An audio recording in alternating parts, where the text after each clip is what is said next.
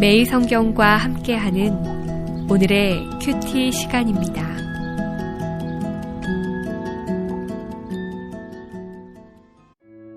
(10월 4일) 오늘의 말씀은 레위기 19장 1절에서 18절입니다. 여호와께서 모세에게 말씀하여 이르시되 너는 이스라엘 자손의 온 회중에게 말하여 이르라. 너희는 거룩하라. 이는 나 여호와 너희 하나님이 거룩함이니라. 너희 각 사람은 부모를 경외하고 나의 안식일을 지키라. 나는 너희의 하나님 여호와이니라. 너희는 헛된 것들에게로 향하지 말며 너희를 위하여 신상들을 부어 만들지 말라. 나는 너희의 하나님 여호와이니라. 너희는 화목제물을 여호와께 드릴 때에 기쁘게 받으시도록 드리고 그 제물은 드리는 날과 이튿날에 먹고 셋째 날까지 남았거든 불사르라. 셋째 날에 조금이라도 먹으면 가증한 것이 되어 기쁘게 받으심이 되지 못하고 그것을 먹는 자는 여호와의 성물을 더럽힘으로 말미암아 죄를 담당하리니 그가 그의 백성 중에서 끊어지리라. 너희가 너희의 땅에서 곡식을 거둘 때에 너는 반 모퉁이까지 다 거두지 말고 내 떨어진 이삭도 줍지 말며 내 포도원의 열매를 다 따지 말며 내 포도원에 떨어진 열매도 줍지 말고 가난한 사람과 거류민을 위하여 버려두라. 나는 너희의 하나님 여호와이니라. 너희는 도둑질하지 말며 속이지 말며 서로 거짓말하지 말며 너희는 내 이름으로 거짓 맹세함으로 내 하나님의 이름을 욕되게 하지 말라. 나는 여호와이니라. 너는 내 이웃을 억압하지 말며 착취하지 말며 품꾼의 삭슬 아침까지 밤새도록 내게 두지 말며 너는 귀먹은 자를 저주하지 말며 맹인 앞에 장애물을 놓지 말고 내 하나님을 경외하라. 나는 여호와이니라. 너희는 재판할 때에 불의를 행하지 말며 가난한 자의 편을 들지 말며 세력 있는 자라고 두둔하지 말고 공의로 사람을 재판할지며 너는 내 백성 중에 돌아다니며 사람을 비방하지 말며 내 이웃의 피를 흘려 이익을 도모하지 말라. 나는 여호와이니라. 너는 내 형제를 마음으로 미워하지 말며 내 이웃을 반드시 견책하라. 그러면 내가 그에 대하여 죄를 담당하지 아니하리라. 원수를 갚지 말며 동포를 원망하지 말며 내 이웃 사랑하기를 내 자신과 같이 사랑하라. 나는 여호와이니라.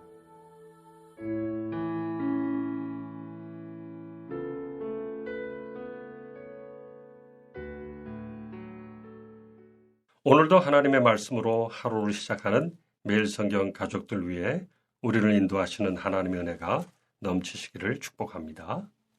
오늘의 본문은 레위기 19장 1절에서 18절까지의 본문입니다. 거룩이란 인간관계에서의 사랑과 사회적인 정의와 깊이 연결되어 있다는 것, 아니 동일한 것이라는 가르침과 명령을 대하게 됩니다. 우선 레위기 19장 1절부터 8절까지 본문의 내용은 부모 공경, 안식일 준수, 우상 숭배와 신상 주조를 금지하는 계명, 그러한 내용들인데 이것은 10계명에서 이미 명하셨던 것입니다. 부모 공경은 권위에 관한 계명입니다. 하나님께서는 부모들에게 자식을 사랑하는 본성을 주셨고 자녀들에게는 자신을 존재하게 하고 사랑으로 양육한 부모의 권위에 순복할 것을 명하십니다. 안식일은 자신을 위한 경제활동 때문에 하나님께 대한 예배나 자기 자신의 영적인 삶, 그리고 이웃을 돌보는 일을 망각하고 소홀히 하는 우리들에게 의무적으로 시간을 할애하도록 명하신 제도입니다. 우상숭배는 마음에 하나님 아닌 것을 의지하는 것으로 시작하여 행동으로 적극적으로 표출되는 것이 신상을 만드는 것입니다. 오늘날도 사람들은 끊임없이 조형물을 만들고 있습니다. 어떤 인물이나 가치, 사상을 높이기 위한 조형물인지 우리는 깊이 살펴보아야만 할 것입니다. 그 다음으로는 화목제에 관한 계명이 제시되고 있습니다. 화목제는 5가지 제사 중에서도 특이하게 제물을 먹되 이웃과 함께 나누어 먹도록 규정된 제사입니다. 우리의 신앙의 공동체적인 차원, 이웃과의 관계를 돈독히 하게 해주는 제사 제도인 것입니다. 그래서 제물을 어떻게 먹는가가 화목제에서는 중요한 포인트입니다. 그리고 제물이 남았다는 것은 나누지 않았다는 것을 뜻하게 됩니다. 함께 나누어 먹을 이웃을 찾지 못했다든지 부르지 않았다는 것은 화목제를 명하신 하나님께 올바로 예배하지 않은 것임을 깨우쳐 주는 것입니다.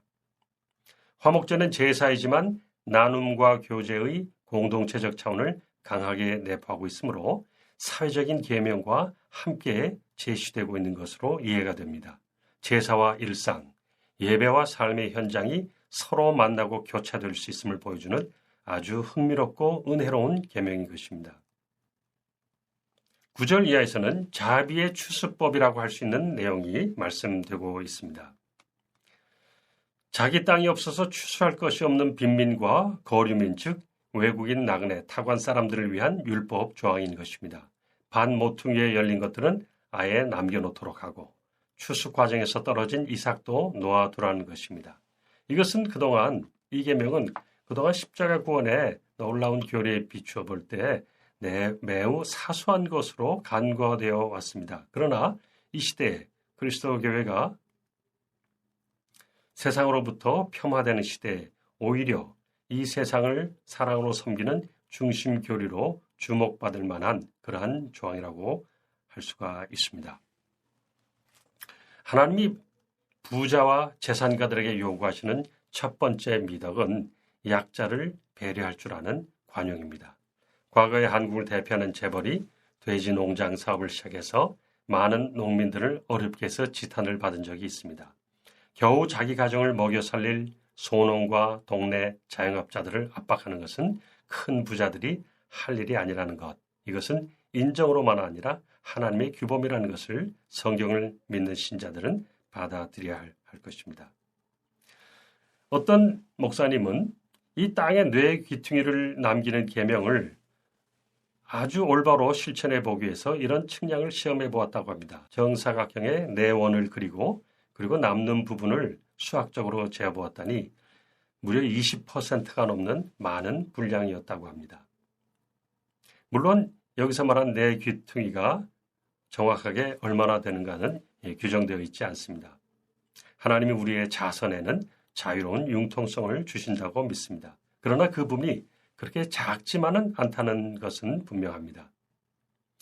어떤 철학자가 말한 대로 의미 있는 순종이란 나에게 어느 정도 부담이 되고 불편할 만큼 되어야 한다는 견해도 수긍이 가는 이야기입니다. 이 자비의 추수법을 명하는 윤리적 계명이 화목제의 제의적 계명에 이어서 제시된 사실을 우리는 상고할 필요가 있습니다. 나눔과 공동체의 교제를 제사와 도덕적인 사회적인 삶과 서로 연결되어 인식해야 한다는 것입니다. 이어서 여러 종류의 사회경제적인 신체적인 약자에 대한 배려가 잇따라 제시되는 점도 우리는 주목해야 될 것입니다. 오늘 이 계명들은 단순히 자선 낭비에 동전을 넣는 개인 차원의 심정적인 것이 아니라 이 시대에서 우리의 사회적인 삶의 원리, 경영의 원리에까지 적용되어야 합니다. 그리고 마지막으로 오늘 본문에서 함께 주목하고 묵상할 계명은 재판의 정의가 가난이라고 해서 뒤져서는 안 된다는 것입니다. 기독교 신앙에서 복음에서 정의를 넘어설 것은 없는 것입니다. 함께 기도하겠습니다. 우리에게 제사의 정신을 가르치시고 일상의 현장 속에서 살아내기를 원하시는 하나님 아버지, 우리의 예배가 외적인 형식으로 그치지 아니하고 하나님의 임재를 만나고 경험하며 성경의 의미와 삶의 지혜를 공급받는 시간이 되게 하여 주시옵소서. 예수님의 이름으로 기도드리옵나이다. 아멘.